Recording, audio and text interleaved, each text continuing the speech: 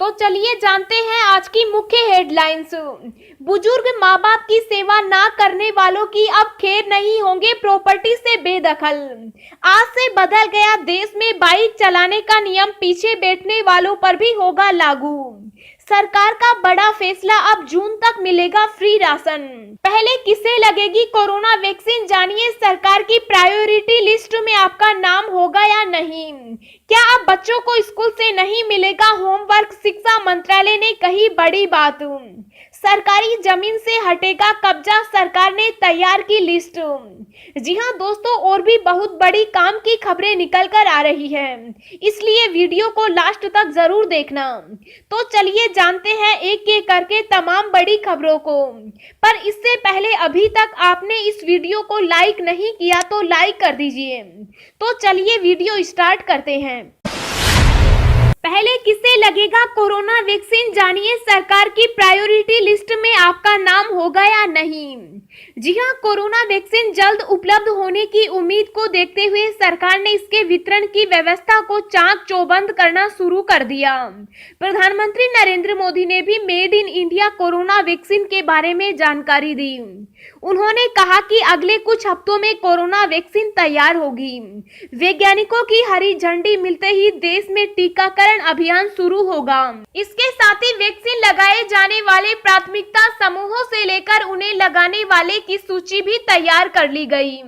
स्वास्थ्य मंत्रालय के अनुसार पहले फेज में सरकार के पास वैक्सीन के 3 करोड़ डोज अंतिम व्यक्ति तक पहुंचाने का कोल्ड चेन पहले से तैयार है। जानकारी के मुताबिक सरकार की ओर से तय किए गए 4 प्रमुख समूहों में पहला ग्रुप स्वास्थ्य सुविधाओं से जुड़े लोगों का है। यह लोग महामारी से शुरुआत से ही लड़ाई लड़ रहे हैं, इसलिए उन्हें पहले समूह में रखा गया है। इनमें doctor, nurse, paramedical staff, health care support staff आदि शामिल हैं। ये सभी लोग कोविड-19 मरीजों के सबसे ज्यादा संपर्क में आते हैं, ऐसे में उन्हें संक्रमण का खतरा सबसे ज्यादा है। इस वजह से वैक्सीन पर सबसे पहला अधिकार इन्हीं लोगों का माना जाता है। दूसरे ग्रुप में वे लोग आते हैं जिन्होंने महामारी के दौर में भी लोगों का ध्यान रखना नहीं छोड़ा।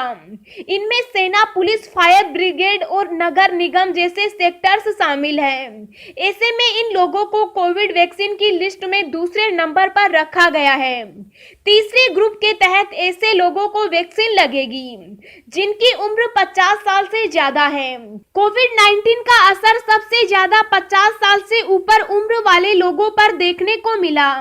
चौथे ग्रुप के तहत ऐसे लोगों को कोरोना वैक्सीन लगेगी जिनकी उम्र 50 साल से कम होगी, लेकिन वे लोग गंभीर बीमारियों से जूझ रहे होंगे।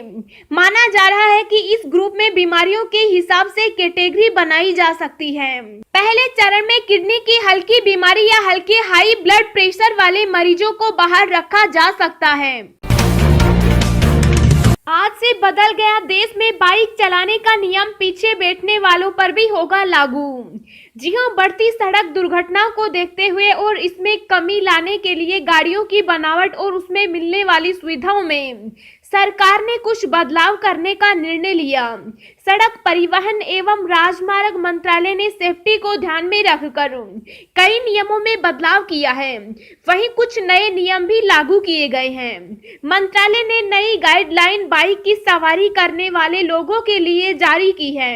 इस गाइडलाइन में बताया गया है कि बाइक ड्राइवर के पीछे सीट पर बैठने वाले लोगों को किन नियमों को फॉलो करना होगा। मंत्रालय की गाइडलाइन के अनुसार बाइक के पीछे की सीट के दोनों तरफ हैंड होल्डर जरूरी है। हैंड होल्डर पीछे बैठे सवारी के सेफ्टी के लिए है। बाइक ड्राइवर के अचानक ब्रेक मारने की स्थिति में हैंड होल्ड काफी मददगार साबित होता है। अभी तक अधिकतर बाइक में ये सुविधा नहीं होती थी। इसके साथ ही बाइक के पीछे बैठने वालों के लिए दोनों तरफ पायदान अनिवार्य कर दिया गया।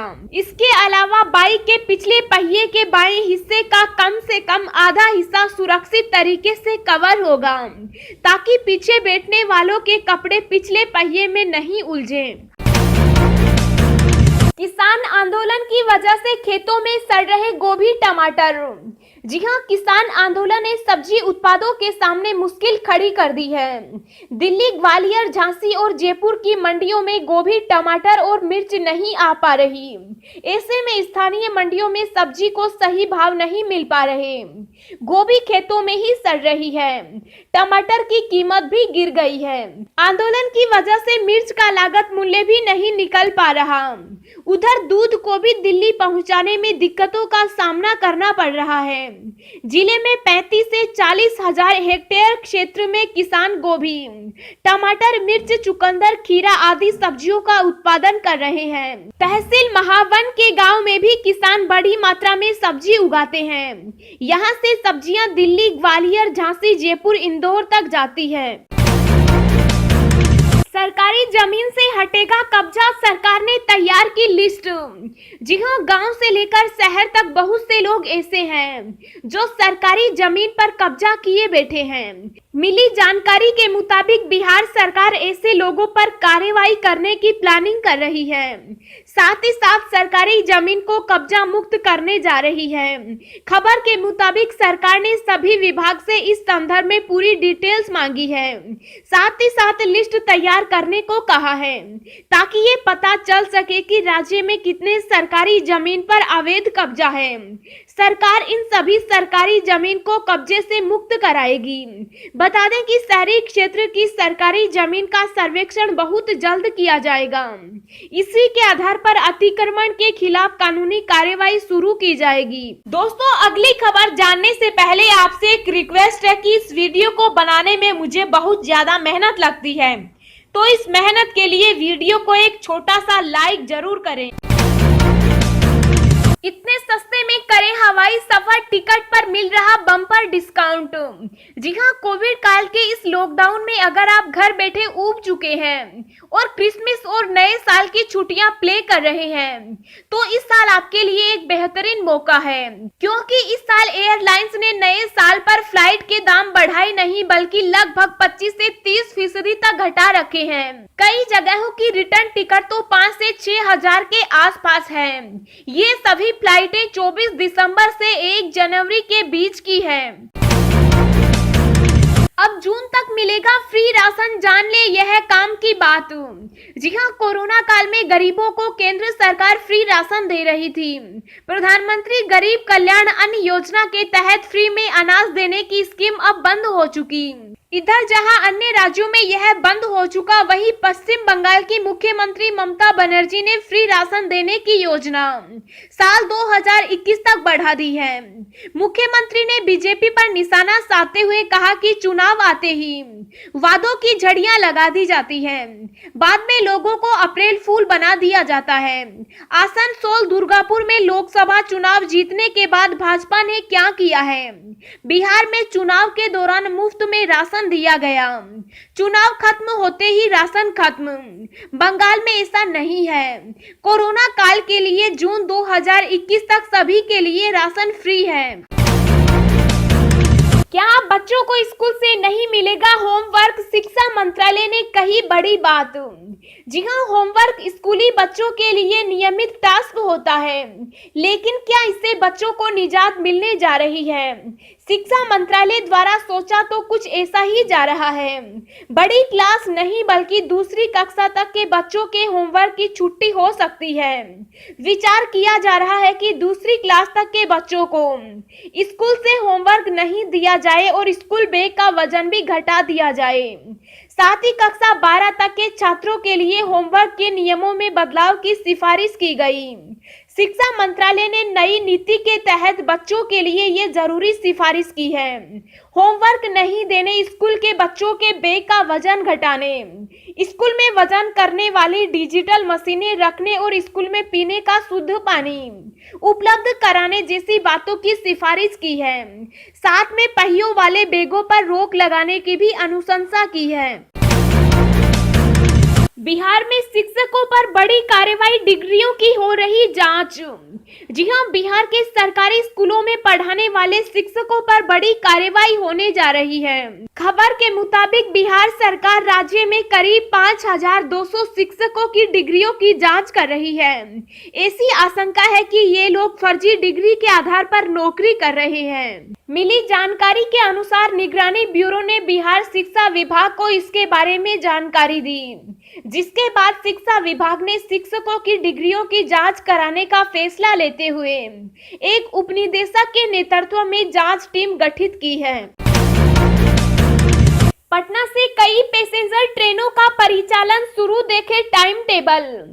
जी हां, रेलवे द्वारा मिली जानकारी के मुताबिक पटना से कई पैसेंजर ट्रेनों का परिचालन शुरू कर दिया गया। जो लोग पैसेंजर ट्रेनों से यात्रा करना चाहते हैं वो टिकट लेकर यात्रा कर सकते हैं। यात्रीगण यात्रा से पहले IRCTC की वेबसाइट पर जाकर ट्रेन की पूरी डिटेल्स और स्टॉपेज के बारे में जानकारी प्राप्त कर ले तभी यात्रा करें।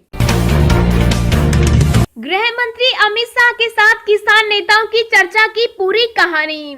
जी हां, गृह मंत्री अमित शाह ने किसानों को मनाने की कमान अपने हाथ में ली और 13 किसान संगठनों के साथ गृह मंत्री अमित शाह की देर रात तक बैठक चलती रही, लेकिन करीब 1.25 घंटे चली बैठक भी कोई अंतिम हल नहीं निकाल पाई। सरकार और किसान संगठनों के बीच छठे दौर की होने वाली बातचीत स्थगित कर दी गई। गृह मंत्री अमित शाह जी के साथ बैठक में किसान संगठनों के 13 मुखिया थे। गृह मंत्री अमित शाह जी के साथ बैठक में अब तक सरकार के साथ 5 राउंड की जो चर्चा हुई थी उसी चर्चा का रिपीटेशन ही हुआ। गृह मंत्री शाह ने कहा कि आप जो भी संशोधन करवाना चाहते हैं वह करवा लीजिए, हम अनेक प्रकार के संशोधन करने को तैयार हैं। इस पर हमने कहा कि संशोधन नहीं, कानून वापस ही हो। इस पर सरकार कह रही है जब उसमें कुछ रहेगा ही नहीं तो उस कानून को क्यों आप वापस लेने की मांग कर रहे हैं।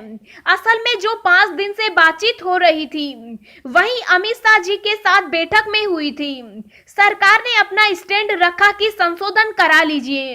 इस पर किसानों ने कहा कि अध्यादेश लाने से पहले आपको किसानों से बातचीत की होती तो यह नौबत नहीं आती। इस पर सरकार ने अपनी गलती मानी और कहा कि आगे हम ठीक कर लेंगे।